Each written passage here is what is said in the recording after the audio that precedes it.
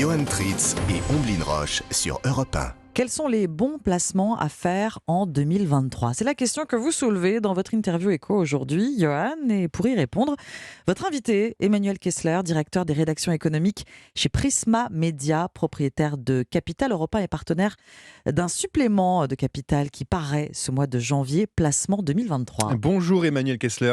Bonjour Johan. On vient de le dire, Capital sera un supplément dans son magazine sur les placements d'épargne à privilégier en 2023. Je l'ai dans les mains d'ailleurs. Et tant mieux, j'ai envie de dire, parce qu'en pleine période d'inflation, les supports et placements d'épargne sont devenus incontournables aujourd'hui. Oui, absolument. Il faut d'abord, les Français ont finalement beaucoup d'argent à mettre de côté. Alors, bien sûr, il y a tous ceux qui ont des fins de mois difficiles et qui ont du mal à épargner. Mais si on reprend en totalité, c'est vrai que il y a, par exemple, 600 milliards d'euros qui dorment sur les comptes bancaires, qui ne sont placés nulle part. Cette somme s'était accrue pendant les confinements et pendant la période Covid.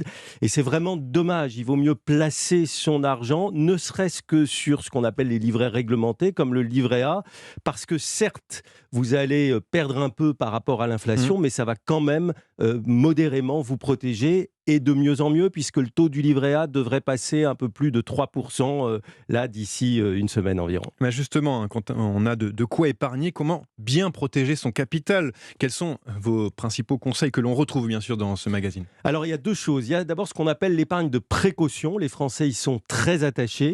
Et donc de ce point de vue, oui, les livrets constitue une façon de ne pas se faire trop grignoter son argent. Donc, je vous disais, le livret A, 3%. Vous pouvez quand même mettre jusqu'à 21 900 euros exonérés de tout, impôts et cotisations sociales, et c'est très liquide, donc c'est très facile. Il y a bien sûr aussi, en complément, ce qu'on appelle le livret de développement durable et solidaire, le LDDS, où vous pouvez mettre jusqu'à 12 000 euros. Donc, là aussi, c'est intéressant. Les taux reviennent à la hausse. On est quand même dans un moment historique où, finalement, dans cette période d'inflation, il y a un petit effet bénéfique, c'est que les taux d'intérêt reviennent en hausse sur ces produits d'épargne quotidienne. C'est très important de les utiliser. Et puis, dans l'épargne de long terme, il y a un produit qui revient un peu, qui avait été délaissé, non pas délaissé, mais qui était moins attractif, qui était l'assurance vie. Et là, elle revient en force parce que là, on est en train d'avoir les taux servis par les assureurs sur ce qu'on appelle le fonds en euros, qui est un fonds sécurisé où vous risquez pas de perdre votre capital.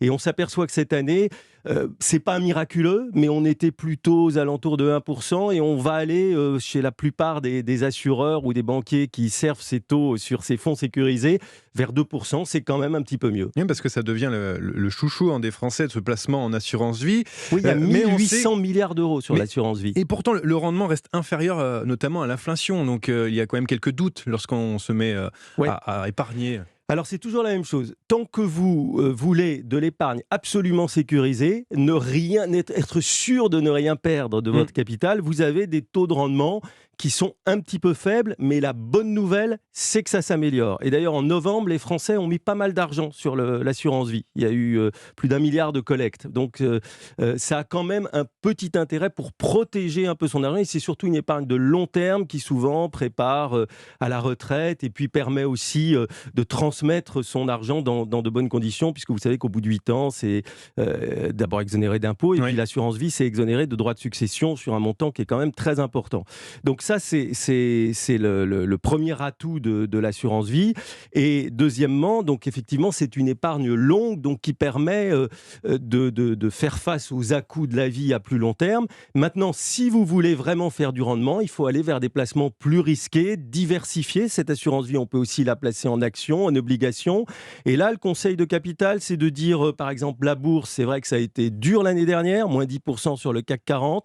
On sait que le début d'année est très incertain, mais on peut s'attendre en deuxième partie de l'année à ce que les choses remontent, donc il ne faut pas hésiter à y aller. Il y a une autre star, c'est l'immobilier. Qu'en est-il de ce côté ? Le marché 2023 n'est pas tout rose, mais est-ce qu'on va placer quand même, est-ce qu'il faut placer dans l'immobilier en 2023 ?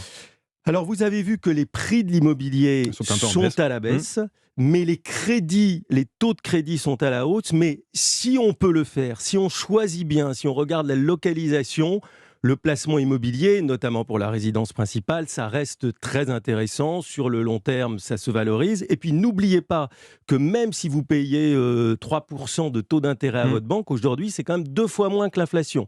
Donc oui, l'investissement immobilier demeure très rentable.